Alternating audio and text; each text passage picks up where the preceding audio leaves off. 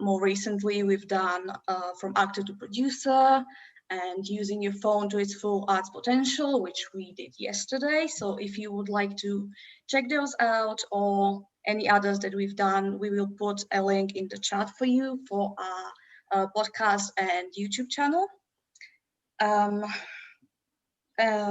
For any of you who are new to these webinars, just to give you a little background on our Creative Talent Program, we aim to support emerging artists and companies with business development, industry mentorship and support, alongside a £2,000 commission for our new project. So that's very exciting. Our applications for a second year of our supporting artists is now open. So if you would like to apply, we are looking for companies who specialize in film, stand-up or puppetry and are under 27. We'll put a link for that in the chat for you as well. And these videos are captioned because we are trying to be more accessible. So a big thank you to Access All Areas for guiding us through this.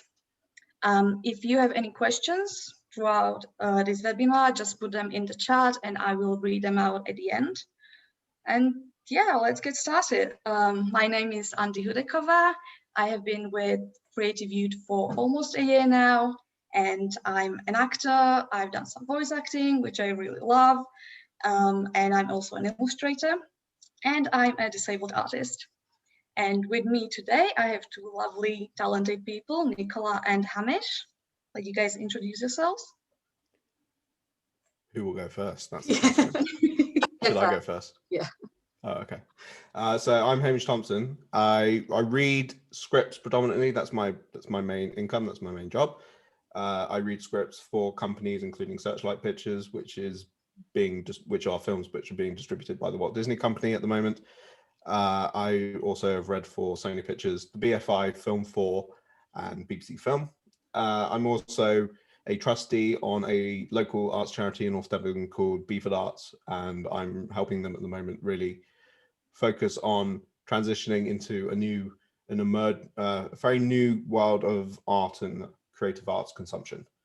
I think that's really just a very brief introduction as to what I do. Hi, I'm Nicola. I am an actor and a screenwriter. I am based in the northwest of England near Manchester. I've been an actor since I left drama school when I was 21. I've had some really, really lovely opportunities, and it's great to be here. We're very happy to have you here. Okay, let's get started. So the first question, just to get you know a bit better, how did you first get involved in the arts? Nicola? The honest answer is I wanted to be Hermione Granger in the Harry Potter films. I mean, I didn't get it, spoiler alert, but I just sort of carried on. I realized that I liked acting, I enjoyed it. I was must have been about 10, I think, and so Harry Potter was huge at that point. Then after that, I wanted to be Fleur Delacour. Didn't get that either, but sort of carried on and went to drama school for 2 years. And it's just the best career. I spend all my time thinking, am I really working? Which I think that's the perfect sort of job, really. Yeah, definitely. Yeah. Hamish? Mine is kind of long. So I, at 10 years old, I was invited to go onto a film set for the film Sex and Drugs and Rock and Roll. For a 10-year-old, obviously, that's a very explicit film.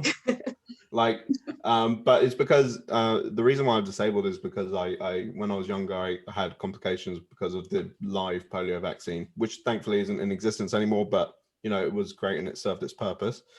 But my disability is very much an anomaly. So because vaccines are very important right now, I will tell you, get your vaccination. Let me just get that out of the way, get your vax.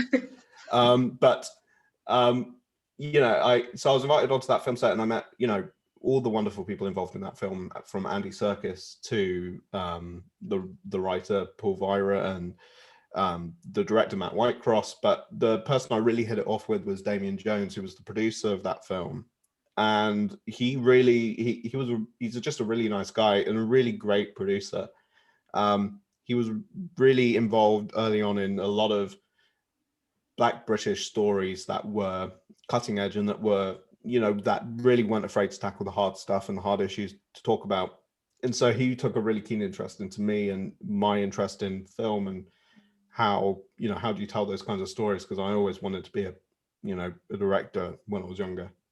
And so he followed me throughout my career. And when I studied my BA at Falmouth, he was always asking me how I was doing and giving me tips and stuff. But obviously when I graduated in the middle of a pandemic, which obviously is not a great place to graduate. And Andy can also attest to that, So I just emailed Damien and I just said, how do you make it? And he was in the same boat, which was really weird, seeing, a BAFTA winner, a producer of, somebody with a first look deal at Searchlight Pictures in the same boat as you, because he couldn't make any films at the time.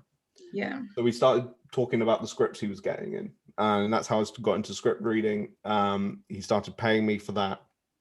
And then from there, I started to focus on that as a career. I love story development. I love developing actors, or not actors. I love developing screenwriters' stories and helping them find the best version of that story. Obviously, I don't do that properly because I deal with producers mostly. That's where the bulk of my work is. And so from there, I've just started building up clients, building up people, getting my name out there, and trying to help people find great stories. And often I find a lot of terrible stories, but that's going to happen. Yeah. But with films coming up soon like Boxing Day and a couple of untitled ones that Damien is working on, I'm very excited about those stories. And it's similar to what Nicola said. You're working in an industry where typically it doesn't feel like work. Yeah. But that I will say that sometimes it does feel like work, but then most of the time it doesn't feel like work, especially when you're doing 5 scripts back to back in a week. Yeah. That's hell. But it's hell because it's so intensive, but it's also the rewarding feeling you will get when a script you've worked on is on the big screen is huge. It's immense. So are you still interested in directing in the future? Not really. No, I'm going to be honest. I think having directed at film school, and Andy was very wonderful to star in my final project. But I think for me, directing is very much it's a very intensive role, and I think people shouldn't be afraid to say that you've tried that, but it wasn't for you. Yeah, of course. I tried directing, and it's so intensive. Everything's all at once. You want to get your hand in every department. You want to get your hand in everything that's going on. But really, for me, I think having done that, having a film being finished in a pandemic that you couldn't really release, and then having a screenwriter say your tips really helped me, that's a different kind of rewarding feeling. And I think the latter is the one that I enjoy the most, frankly. Right. Next question. What sort of challenges have you faced as a disabled artist? I wasn't always disabled. I became disabled when I was 19. Okay. I was hit by a taxi, I broke my spine and sort of damaged my spinal cord. So I had to go back to drama school after that. And I spent a lot of time being told that this industry isn't for disabled people. It's not kind to disabled people. There's no place for people who are disabled. I mean, it got to the point that I actually was accused of stealing a crutch, because obviously you're an actor, therefore, you're trying to make everyone pay attention to you. Yeah. So for a really, really long time, if I ever had an audition, I would hide my stick and I would pretend that I was able-bodied. I've got a complex pain syndrome, so I'd be in agony for days afterwards, but I'd be normal for those 10 minutes. And I was sort of making myself worse and worse and worse because I wanted to be seen as able-bodied. And it wasn't until I sort of accepted, actually, no, I am disabled. I met my agent and realized, actually, do you know what? Disability isn't a dirty word. There are, there are roles out there for me. There are people who actually want to see what I can do. But there is a lot of discrimination in the industry. That it's still there. It's getting better, but it's still there. And you do spend a lot of time sort of feeling like you've just been hired because you're in a wheelchair. They want the wheelchair for the tick, for the, we've got the diversity box there. Yeah. And I think it's going to take some time before the industry in itself realize that you can have a disabled person in a main role. You can have a disabled person whose whole being is not about being disabled. Yeah, it's hard. It's getting better. It is getting better. The broadcasters, I think it was 2017, they pledged that by 2020 they were going to have at least 50. They were going to double the rate of disabled people that they hire by 2020, and they do. You can probably see it on screen now that we have more visibility in adverts. We have more visibility in television, but there is still a really long way to go. Do you feel like it's easy for you as someone in a wheelchair to get a job on stage or like in front of a camera? No. Not as myself. As somebody in a wheelchair, they'd want the person. I mean, I have been really, really lucky that recently I'm in a play called Cured, and it's going to premiere at the Liverpool Royal Court, and then it's going to tour. And I think it's something like 75% of the cast are disabled. Oh, okay. And it's brilliant. You don't have to worry about access requirements. It's the able-bodied people who sort of live tripping over ramps and everything. So we are being seen, and I think things are changing for the better, but it's gonna take a while. Yeah. Hamish, what do you think? Yeah, I think, I'll bounce off what Nicola said. Visibility is a huge problem because even just reading the day-to-day, the majority of scripts involving a disabled person that I read are inspiration porn. They are, you're having to, it is about a disabled person overcoming their disability. And I often say to producers I work with, after reading those scripts, I say the mindset that an able-bodied person needs to go into a disabled story is, we do need to overcome these difficult topics about, films such as Breathe, which was directed by Andy Serkis, was a great example because it tackled polio, and it tackled polio directly. In the same way that, stories about the African-American experience are tackling, the difficulties of segregation and slavery before it. But I think that with disability, we want to get to a point where we've told those difficult stories, so writers aren't going to say those stories again. So now at this point, we can then have disabled people in the main role in a rom-com, which would typically not have a disabled person in like a main role in a rom-com, not like Me Before You, where it was about overcoming the person with a disability. Yes, yeah. It's about, it's about having just somebody with a disability in a rom-com naturally in a natural setting, and where the relationships make sense. Yeah. So that's the huge challenge for me, because I'm just reading that from my perspective. I think Nicola's looking like she really wants to jump in on this. No, it's just because I'm a screenwriter. I did my master's at Salford, and when I was on BBC Class Act, which was this big thing for the 32 up and coming disabled actors, they said that the reason why there aren't any disabled people being written is because nobody's writing them. I said, well, it's okay. So we said, right, well then we'll write them. I'm currently working with, there's an amazing director called Ella Glendinning, she's ace, I love her. And we are writing a sort of a drama comedy series, and every single person who plays every single main character is disabled. It's mentioned that they're disabled in the context of the play, in the context of the show, but their disability actually has nothing to do with the storyline. It's about a girl who gets knocked up on a night out, and sort of her relationship with her best friend. And when I was writing it, I thought, oh my goodness, are they going to say you can't do that? You can't have that many disabled people in a room. Disabled people don't know each other. Actually, if it was any other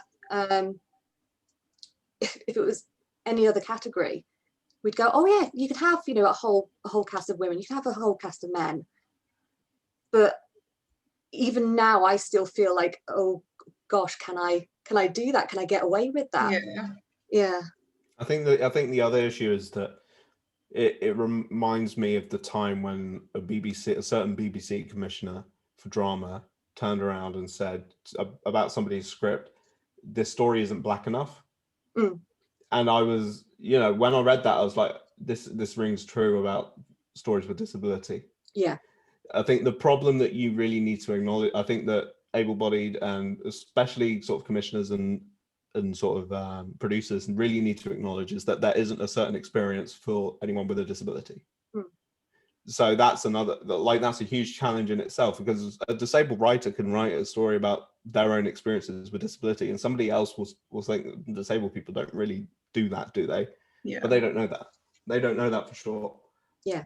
There's so many different experiences, and there's so many different disabilities, and everyone experiences them differently. Like there's, so these stories about a rom-com with a disabled main character is something like, those stories are important. Like the stories about disabilities are also important, but just making more mainstream to seeing disabled people on TV, like that's what I want. Yeah, I think that's all we all want, and that's what I think a lot of commissioners want as well, but they just don't know how to go about it, and that's because they're not talking to people with disabilities about how to go about it. Communication, please, it's so important. And actually the fact that disabled people, there's a hashtag on Instagram which is disabled and cute. Disabled people can be cute, we can be hot, and this is something again that we spoke about at Class Act, is that the BBC are doing amazing work, and there are loads of disabled people getting jobs on things like Casualty and Holby City. Yeah. We're the patients, we're the victims, we're not, the mother, the doctor, and for some reason we aren't seen that way, even though I'm a mum. I can actually play the part of a mum.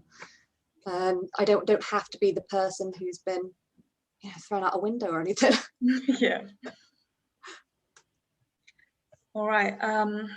With the push for diversity in the creative industries, do you feel like your needs are being accommodated when you join a new work or project? Yes and no. I think it was like you were saying, there are so many different versions of disability, so people don't really know what to do when they meet you. I worked on a big show called Queens of Mystery, and they were fabulous there.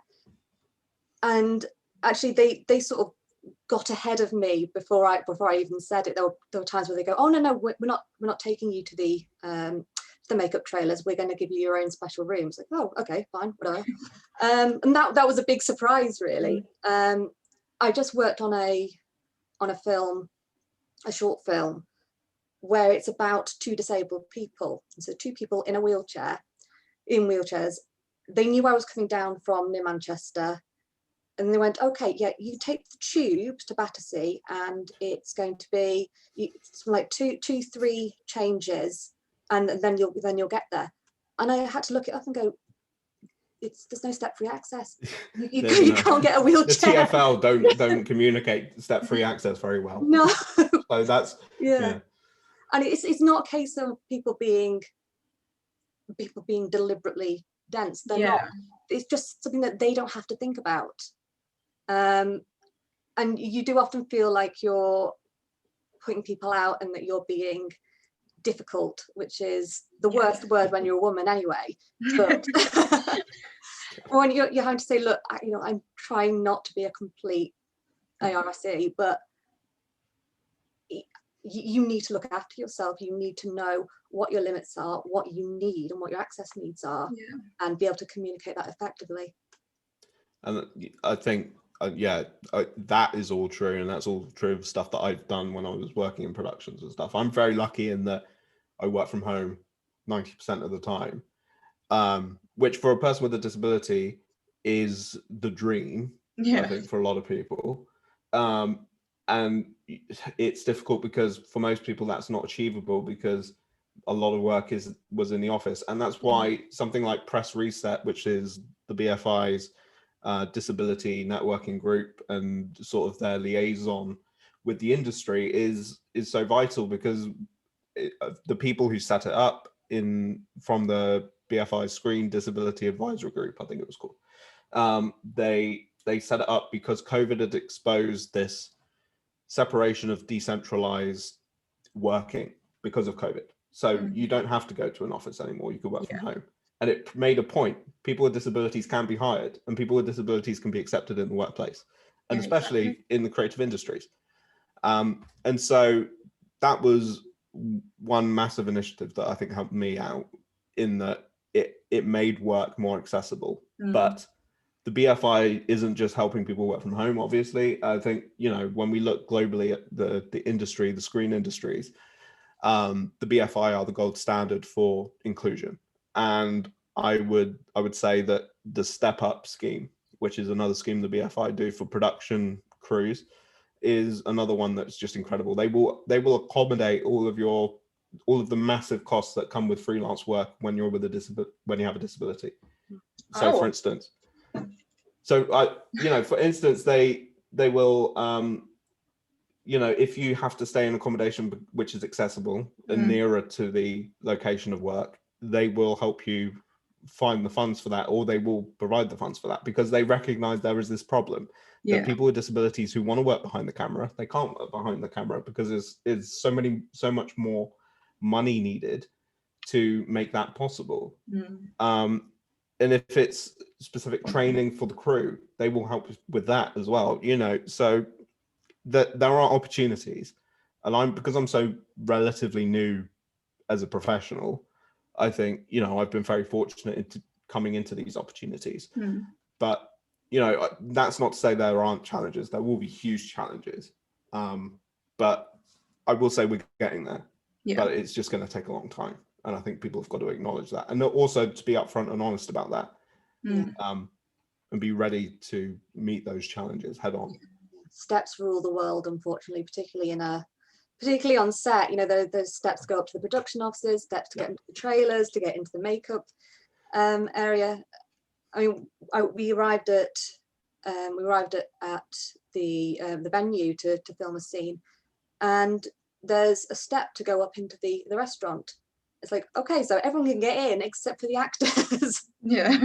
And it's like I said, it's being true to yourself and being able to actually advocate for yourself and not be ashamed of that. So what do you think could be done better to make creative spaces more welcoming to disabled people? I think this kind of question is, it could be applied to sort of most spaces, because there is still this giant stigmatization of disability across the board, whether that's physical disability, hidden disability, or mental health. We really need to, I think it starts right from the bottom. I think it starts with how are relationships taught in schools, how is friendships and stuff formed in schools, being you know, I feel I can't try and think back to sort of growing up in a tiny village and going to a school that had to be made accessible for me, and being, you know, being kind of stared at all the time because why is a disabled person in the school? Yeah. You know, that kind of thing. And the media is important for that, because obviously we want to have more disabled talent on screen, and we want them to be seen and to be normalized. But also because, you know, I think, where am I going with this train of thought? I lost it now. But it was like, you know what, I think you kind of get what I mean. You know, we need to like, start across the board. We need This to conversation like behind closed doors, not just in the media. Yeah. Yeah, Absolutely. that's where I'll go with that. Yeah. Sorry. It's all right. How important do you think representation in media is to having disabilities destigmatized in our society? I think it's incredibly important. I want children who have disabilities to know actually they are worth something. You know, they are not. Disability is hard, but it can be something to be proud of, because it is a part of you, and it's created who you are today. And for a young person to have that kind of visibility on screen, to see somebody who actually looks like them, is pretty amazing. There was I can't remember what her name is, but she was a CBeebies presenter, and she had a limb difference, and there were parents writing in going, oh, my kids are going to have nightmares, you know, this is awful, why have you put somebody like that on screen? And actually the BBC said, well, we've also had letters saying that, you know, children are going, that person looks like me, this is amazing. And that's the reason why we have so much diversity on television, because we have so much diversity in real life. Yeah. I mean, obviously TV is and screen is a microcosm, so we might have more disabled people on screen than we do, you know, in it generally day to day. But yeah, we do need people to know that there are people like you out there, and they matter and they're important, just like you do. Yeah. I mean, that's, you know, representation generally is the reason why I'm working in this industry, because you don't see yourself on screen when you're disabled. Well, when I was younger, and I'm sure Nicola could agree, you know, when after, you know, what happened, you know, you don't see yourself on screen, you see able-bodied people on screen. Yeah. And so for me, I was sort of sitting in a, you know, when I started working, it was very difficult for me to pin down why I wanted to work in the film industry, the exact reason that I would, you know, so at a networking event, when I said to people why I was working in the industry, what would I say? So it went from things like, oh, I just thought it was fun, or to, you know, I want to make people happy, I want to bring joy to people, to now being in a position where I've read so many scripts, especially the ones which, you know, really focus on trying to equal this imbalance between well, not all minority groups, but from different minority groups in the industry. You know, I say, well, it's because of that imbalance. That's why I'm working in this industry, because I want to help fix that imbalance, because it doesn't represent the world around us. Yeah. And so I think that, you know, while I do talk about how it's important in, you know, off media to talk about people with disabilities and things like that, it is massively important that we do talk about it in media. Otherwise, I wouldn't be working in this industry, I would say. And the way that we tackle that, you know, people will say is a complicated question, but frankly, it's just to get those people involved and just have them, because they will have the expertise. You know, hire somebody because of their life experience, and have them consult on the project because of their life experience. It doesn't necessarily need to be a charity. It could be a few people with a disability talking to a screenwriter about how do you tackle that issue. Yeah. If, you know, I often say, if you can't get a disabled writer to write it, have disabled writers in the background telling the writer how to write it. Yeah. I think it's really important to get input from people who have actually those lived experiences. And like with all representation, it's not just for the marginalized group that's getting representation, it's for everyone else as well. because when you see people who are disabled, people who are gay, you know, people of color on screen, on TV, it normalizes it, and like you realize like, oh, these are also people just like me. So it's not, you know, it's for everyone, it's for able-bodied people as well. To stop viewing like disability as this like terrifying thing. Yes, I mean, for the people. Yeah, and I mean, this isn't disability related, but I was on Twitter and I saw this really odd tweet in response. It was after the film The Mitchells versus the Machines came out, and I love that film. I loved it because so much. it's, you know, it's an animated film. I don't work in animation, but I love that film because it was a really contemporary take on kind of a family dynamic. But it just so happened that the main protagonist was a lesbian. Yeah. And the way it was written and the way it was shown wasn't in your face. Yeah. It was subtly done. So her relationship she was developing was over video chat because she was on a road trip, but you know, it wasn't obvious. And then you know, there was little things like a tiny button with the lesbian flag on it. Yeah. And I thought, you know, that's a really nice subtle way to do it. But then somebody on Twitter said, what's the point in having a lesbian? You know, it takes away from the experience. And I just said it's about people, you know, and the producers agreed. You know, Lord and Miller are fantastic producers, and they, you know, they're straight, but they absolutely understand the importance with having the importance of having a LGBT character in a film in the lead that, you know, isn't about an LGBT experience. Yeah. So they, you know, they just said it's just about people seeing themselves on screen and accepting that, yeah, you might love a woman, you might love a man, you might love a trans woman, you might love a trans man. It doesn't matter. You know, and it's just very odd that some people are upset about it. But I would just say that, you know, there are far more people who are seeing themselves on screen and having a more positive experience than the ones who are getting irate over the tiniest little thing about that. They're just louder. Yeah. Also, to like add to that film, another reason why I really loved it is because so many, like the whole family just seemed neurodivergent. Like yeah, they had like certain aspects of like ADHD or autism, and I was watching it, I was like, oh my gosh, like it's not the main plot of this story, like there's other things happening, but I can see that, like I can see it in these characters, and it was really like amazing. It's really amazing. And you don't, and it's sort of writing characters that I think the writer viewed it as a story of just a really odd misfit family. I mean, it was, you know, and you can see yourself in that, and it was, you know, I mean, it wasn't an explicitly disabled film, but it, you know, you could see yourself in it. Yeah. Which and is, you know, important. Yeah, hugely important. Yeah, massively. Yeah, I mean, the autistic community have a saying, which is nothing about us without us.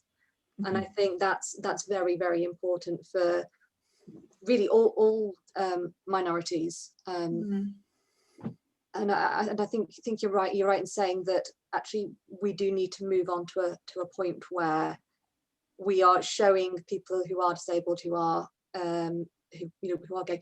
You know, they happen to be gay. You know, it's not their entire story. You know, I happen to be disabled. It's not my entire story. And you know, I think Hamish was right about writers, about the importance of writers creating stories like that, where it's not somebody's entire story. Yeah. Okay, what is something you wish people understood about disability? It's not consistent. I have complex regional affective pain disorder, which ironically spells crap disorder, because it's right. That's what it's like. Basically, for the past, how old am I now? Past like 11 years, my body sort of feels like it's having the accident over and over and over again. So I'm in pain all the time. My usual pain levels are about 6, 7, and then it just fluctuates up and down. Well, we're usually up. But people don't seem to realize that whilst I might have a very, very bad day, and might just have what I call a bad day, where I'm like now. You know, I don't think disability is consistent for quite a lot of people, and people don't seem to realize that. And I think that's where a lot of the accusations of people faking it or using it for attention comes from, because people can't figure out that just because you're in your wheelchair, you know, yesterday doesn't mean that I'm not using my crutch today. Yeah. It's just because it's a different day. And I really like the spoon theory, really, about how different activities take different spoons. And so I'd be able to maybe make dinner if I didn't do this. Because I've done this, my partner will make dinner. Yeah. I'd say the exact same thing. You know, that consistency is a problem, and it's, you know, because it goes back to that one controversial thing of, I hope that BBC commissioner has left, but it was, you know, you can't say that one disabled person is going to have the exact same experience as another disabled person, because disability is such a broad spectrum across hidden and physical and, you know, all sorts of things, that, you know, that's part of the problem of why we're having the same disabled stories being told over and over again in film. And, you know, because if we acknowledge that there are different experiences with disability, then we won't be telling an inspirational film anymore. You know, I would love to just see as I keep saying, I would just love to see a rom-com where a disabled guy is just, you know, maybe even a rom-com where a disabled guy is a prick. You know, it's fine. You know, you don't have to make them out to be the greatest people in the world. Like, you know, just see, you know, a disabled villain that isn't disabled, or that's, you know, backstory of getting into villainy has nothing to do with their disability. It's just because they're a dickhead, right? You know, that's what I would like to see. And it's that consistency that's the problem. You know, we need to get out of that. I mean, the Big Bang Theory, one of my favorite lines in that was, disabled people are nice people, everyone knows that. And I think, again, that's something we do fall into, that trap of going, oh, you know, they're disabled, therefore they're pure, they're innocent, they're, you know, they don't have sex, they don't, you know, they don't swear. They don't swear, they don't have sex. I think for me, I would say I really want, like, healthy able-bodied people to realize that there are some things that disabled people are never going to be able to do, and it's not because we're not trying hard enough. Like, a blind person isn't suddenly going to be able to see just because they try hard enough. Like, I'm not going to always be 100% and be able to do as much work as a healthy person. It's just not realistic for me, and it's not because I'm not trying hard enough or because I'm not passionate about my work. It's just what my life is like, and it's what my disability does to me. Like, it's, you know, I think, because a lot of, like you said, a lot of disabled stories are like inspiration born, and I'm not a fan of that. Overcoming disability, like, you can overcome some difficulties that it brings to you, but you can't overcome the illness itself, because it's not going away. I think that often happens with the Paralympics as well. They're superhuman, they've overcome their disability. Why can't you do that? It's like, well, you know, because I don't have the same disability. And it's the comparing of disabled people as well. It's like, oh, I mean, they're disabled and they can do this, why can't you do this simpler thing? Like, well, I just can't. I'm sorry. Like, All right. Do you ever feel like you get special treatment for being disabled? And if so, how does it make you feel? I mean, I don't have to queue at Disneyland, so I'm not complaining about that. Ditto. That's like the best thing about being disabled. Do you want to go around It's a Small World twice? Yes. All right. It's the only reason my sister takes me, seriously. So, I mean, sometimes, you do get the good things, like you don't have to queue at Disneyland or Alton Towers. That's, I do sometimes feel a tiny weeny little bit guilty about that, particularly when you're going past loads of small children. You're like that.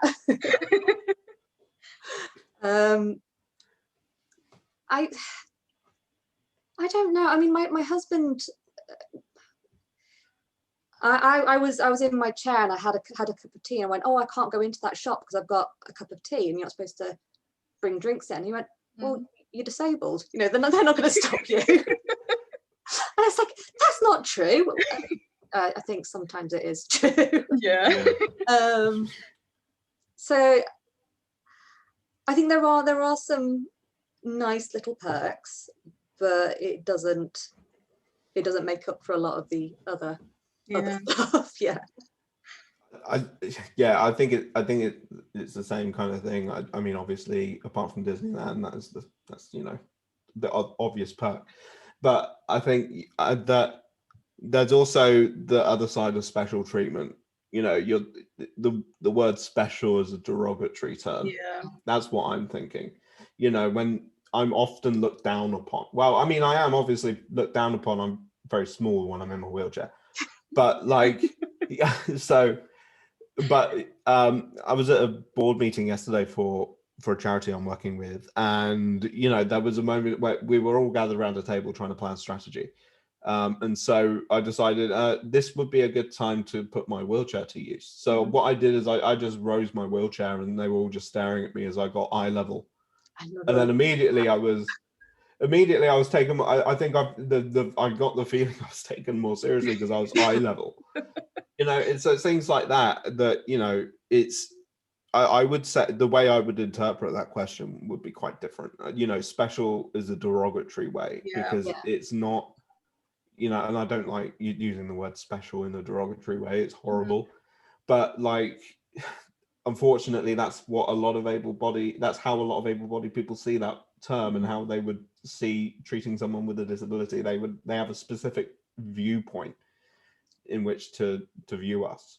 Yeah, you can be too annoying. Nice. Yeah. Yeah, it's either they're being too nice and it gets like really, really uncomfortable and annoying. And then it's like people who are just assholes and they tell you stuff like, oh, you're just being lazy, or I've been told by a teacher at primary school that I'm a burden to my family because I'm ill in front of all my classmates. So like, you can take your pick. I think we've all had it, and I think we've all had experiences like that. I remember I was interested in sound for a certain amount of time when I was younger, and they said, "Oh, you can't go on a film set in a powered wheelchair. No, you're going to make too much noise. You're going to be in the room tone." And I'm like, "Oh, all right." So that put me off sound for a long time, and I was just like, and then in the end, I was just like, actually, I can turn my wheelchair off and I can get room tone. You can just wait for me to stop, and then you can get room tone. So yeah, it's annoying that we've all had experiences like that, but I think those experiences will help shape how we change those attitudes in the future. Yeah, and I think what you're saying, Andy, about communication, that's the most important thing. People will do things because they think it's what's right for us. Yeah. Or actually they just need to ask us. You know, you don't need to sort of create all these special things when you could just ask somebody and say, what do you need? And I think that's the important thing, and that's what a lot of productions need to do, is sit down and say to everybody, not just disabled people, what do you need? And then, you know, from a business perspective, you save a lot of money if you just ask them what you need and just get what they need. Not anything more, not anything less. That's what I say to producers sometimes. I'm just saying, you know, I need X, Y, and Z. I don't need the rest of the, you know, I don't need everything else. Just give me what I need and it'll be fine. If I'm the most disabled person in the room, if somebody needs more than me, then obviously take their needs into account. But, you know, for what I need, I just need this. Do you guys know of any resources for disabled artists? I will probably say DANC, which doesn't sound the best thing, but it's the Disabled Artist Networking. What does the C stand for? Oh, the community. Community. Well done. Yeah, I'm glad you're here. There we go. I'm really good when I'm writing down, or if I have a script. If it's just me, I struggle. But yeah, they are really good. They have they have emails twice a week, which will tell you all about their opportunities. So you can have seminars like this, with loads and loads of diverse people who are in the industry, and they are actually really, really helpful. And then it also has job opportunities as well, not just for acting, but also for artists, for writers, for people who are directors, producers. And the breakdowns, yeah, they are twice a week. If you go on their website and that you subscribe to them, you will get those.